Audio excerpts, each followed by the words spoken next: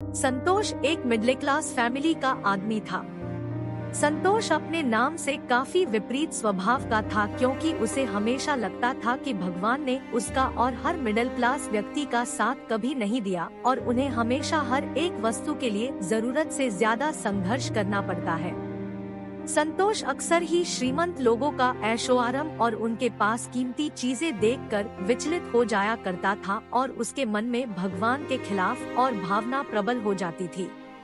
एक दिन संतोष अपना काम खत्म करके अपने घर की ओर जा रहा था। रास्ते में एक मंदिर आया। इस मंदिर के बाहर एक छोटा सा लड़का 8-9 साल का होगा, नंगे पैर धूप में गुब्बारे बेच रहा था।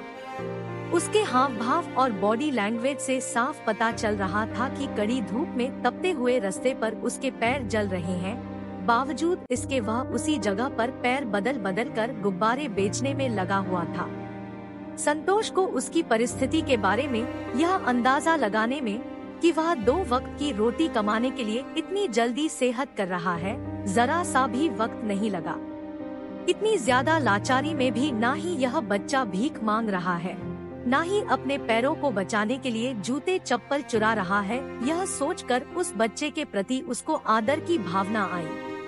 संतोष दौड़ा दौड़ा नजदीकी जूतों की दुकान में गया और वहां से उस बच्चे के लिए नए जूते खरीदकर उस बच्चे के पास आया और उसे नए जूते पहनने के लिए कहा।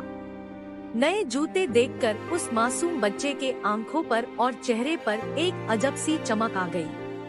बच्चे ने संतोष से वह जूते दिए और उन्हें तुरंत पहन लिए और मुस्कुराते हुए संतोष को धन्यवाद कहा और साथ में उससे एक सवाल पूछा कि क्या मैं आपसे एक सवाल कर सकता हूँ, अगर आप उसका सच सच जवाब दे तो। हाँ, पूछो, मैं जरूर जवाब दूंगा, संतोष कहा।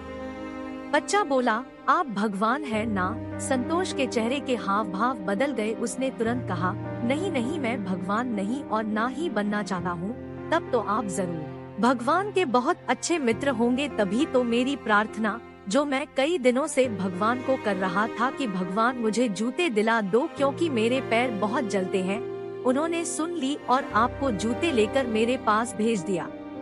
मासूम बच्चे की यह बात सुनकर संतोष का मन गहरे विचार में डूब गया। उसने सोचा, सच ही तो है। मेरे मन में अचानक इस बच्चे की मदद करने का विचार अपने आप तो आया नहीं होगा, शायद भगवान ने ही इस बच्चे की मदद करने के लिए मेरे दिमाग में यह विचार डाला। और वैसे भी हम कितने भी चीजें इकट्ठा कर ले, उन्हें हम साथ में लेकर तो जा नहीं सकते। भगवान ने हमें 2 रास्ते दिए हैं, या तो इकट्ठा करो और उन्हें यहीं छोड़कर जाओ, या जरूरतमंदों को बांट दो।